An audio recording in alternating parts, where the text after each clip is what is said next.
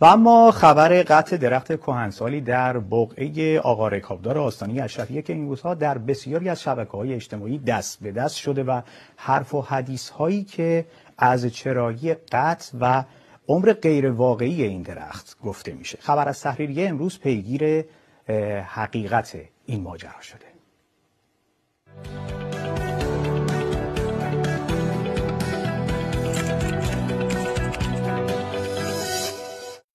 اینجا بقعه معروف به آقا رکابدار تو روستای کیسوم بالای آستانه اشرفی است که خبردار شدیم یه درخت خیلی قدیمی رو تو حیاط این بقعه قطع کردن.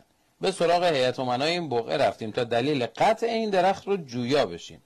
این درخت که به اصطلاح وسط حیاط بغل بقعه هستش، فاصله یه چندانی با خود بقعه نداره، حدوداً 10 متر فاصله هستش، خودتون هم میتونه ببینید.